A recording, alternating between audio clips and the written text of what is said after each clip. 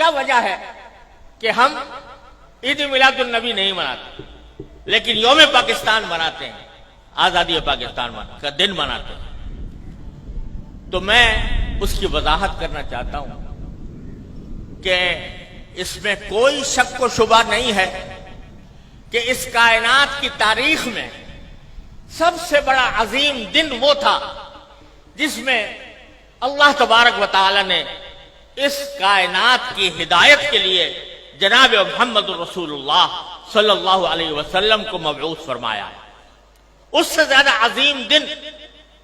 انسانی تاریخ میں کوئی اور نہیں جس میں آپ تشریف لائے، لیکن آپ ہی کی تعلیمات اور آپ ہی کی سنت اور آپ کے جانثار صحابہ کرام کی سنت یہ ہے کہ انہوں نے کبھی نبی کریم سرور عالم صلی اللہ علیہ وسلم کا دن نہیں منایا،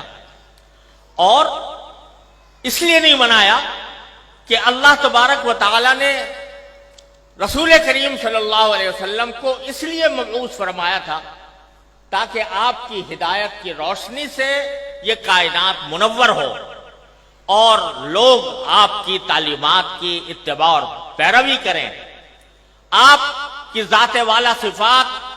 وہ ہر قسم کی رسمی کارروائیوں سے کہیں بالا تر ہے، اور حضرات صحابہ کرام جو آپ کی زندگی کے ایک سانس کے بدلے اپنی ساری زندگیاں نچھاور کر سکتے تھے،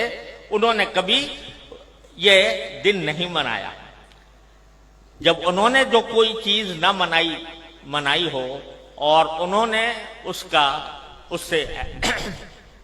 اعتراض کیا ہو اور اس کے بجائے ساری زندگی اتباع سنت کی کوشش کی ہو، اس کو اگر ہم منانا شروع کریں تو دین کے اندر ایک اضافہ ہوگا، دین کے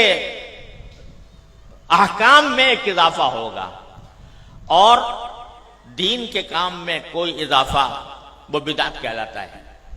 من احدث فی امرنا ھذا فہو رد، تو وہ بدعت بن جاتا ہے کیونکہ وہ ایک مذہبی معاملہ ہے۔ عید میلاد النبی مذہبی تقریب کے طور پر منائی جاتی ہے، مذہبی عید کے طور پر، عید کا نام اس کا رکھا گیا ہے، اور وہ مذہبی تقریب ہے، اور مذہبی تقریب اگر کوئی شخص مذہب کا حصہ سمجھ کر وہ بنائے گا تو دین میں ایک اضافہ ہوگا جس کا نام بدعت ہے۔ اس لیے ہمارے اکابر علماء کرام نے اس بنانے کا اہتمام نہیں کیا۔ جہاں تک یہ 14 اگست کا تعلق ہے، 14 اگست کے یوم آزادی کا تعلق ہے، یہ کوئی مذہبی تقریب نہیں ہے، یہ کوئی دینی اجتماع نہیں ہے، یہ دینی تقریب نہیں ہے،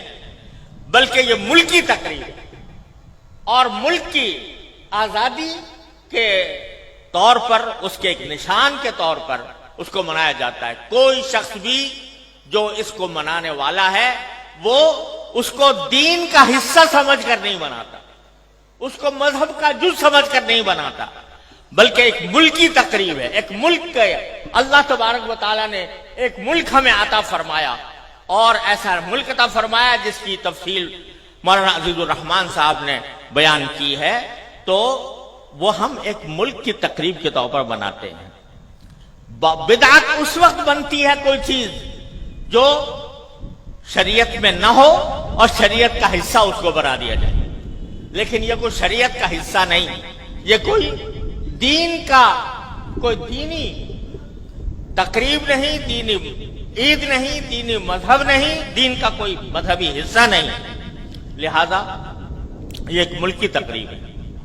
اور یہ ایسا ہے جیسے کہ اگر کوئی شخص اپنے گھر کے اندر